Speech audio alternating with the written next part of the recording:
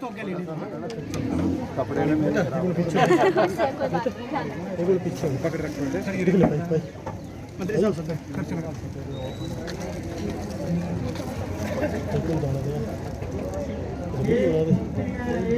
को इतना अच्छा नहीं होता है। गरीब परिवारों से आते हैं, किसान से आएगा, मजदूर का बच्चा होगा, किसी गरीब राजपूत का बच्चा होगा, किसी गरीब ब्राह्मण का बच्चा होगा, कोई हरिजन का बच्चा होगा, कोई गिरिजन का बच्चा होगा। हाउस IQ वाले बच्चे हमारे पास आएंगे जो कि पारिवारिक उनकी जो पीछे की जो बैकग्राउंड है वो कितनी अच्छी नहीं है। गरीब परिवारों से बच्चे आते हैं। हम बच्चे को कैसी शिक्षा देते हैं ताकि समाज में वो भी दूसरे बच्चों की जो है वो तरह जो है वो आगे बढ़ करके जो है वो पढ़ाई लिखाई में अच्छा हो। मैं देख रहा हूँ कि बहुत से हमारे हाई स्कूल जो हैं, प्राइमरी स्कूल जो हैं, बंद होने के कगार पे पहुँच गए हैं। हमारे बच्चों का पलायन हो रहा है प्राइवेट स्कूलों में। मैं प्राइवेट स्कूलों के बरखिलाफ नहीं हूँ, लेकिन हमारी जो संस्थाएं, जो सरकारी संस्थाएं, इनमें अच्छे पढ़े लिखे प्रोफेसर हैं, प्रिंसिपल हैं, हेड मास्टर हैं, लेकिन हमारे बीच में कॉन्फिडेंस नहीं है। जो बच्चे जहाँ स्कूलों में पढ़ते हैं, कई बार हमारे अध्यापकों को पढ़ाने वाले टीचर के ऊपर कॉन्फिडेंस नहीं है। कई बार टीचर को अपने पढ़ाने का भी कॉन्फिडेंस नहीं है। उस कॉन्फिडेंस को जो है वो हमने जो है वो पैदा करना है।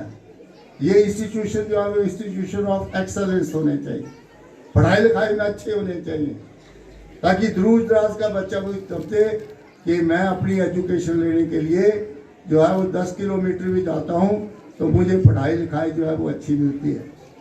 उसका मैं आपको एक छोटा सा उदाहरण देना चाहता हूँ। कुछ दिन पहले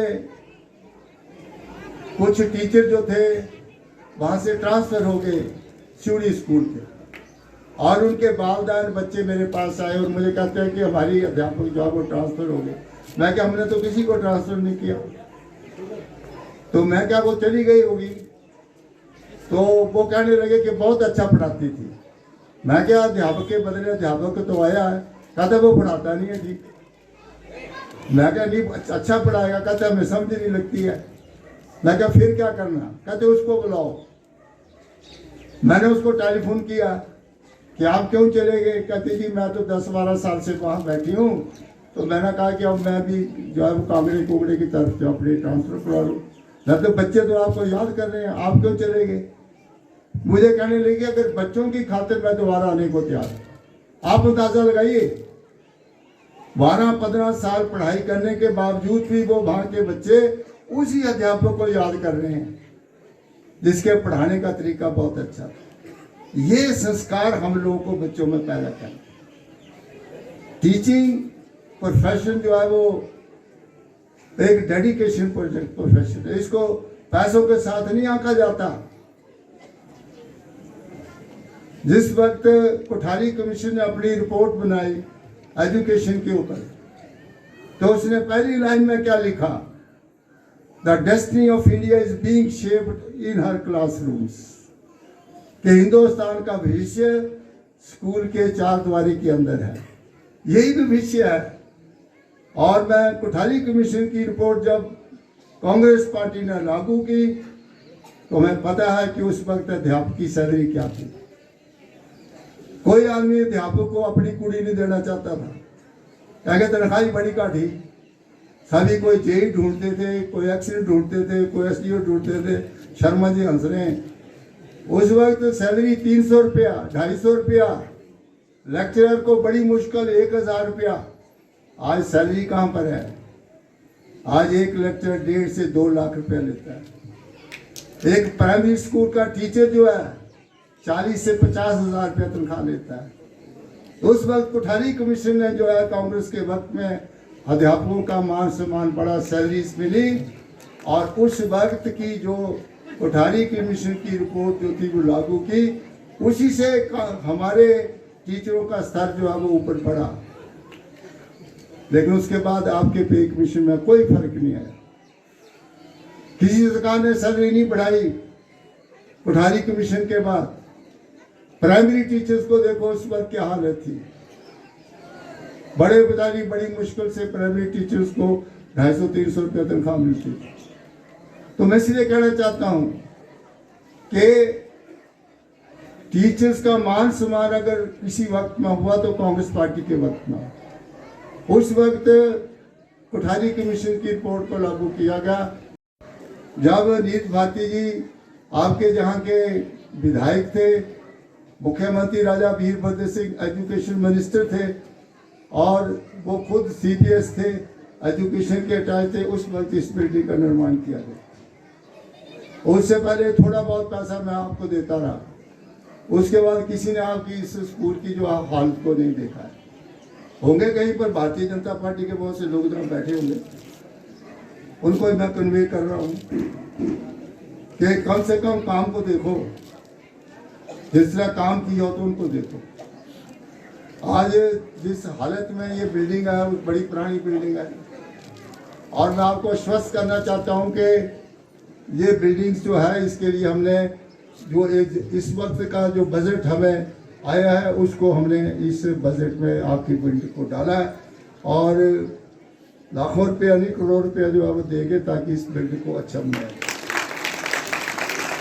जैसे कि आपको सर्व शिक्षा अभियान में उस वक्त 22,11,000 रुपया जो है वो नीट भारती आपको दे के गए थे, जिसमें एक्सपेंडिचर जो है वो लगभग 24 लाख के लगभग हो गया है।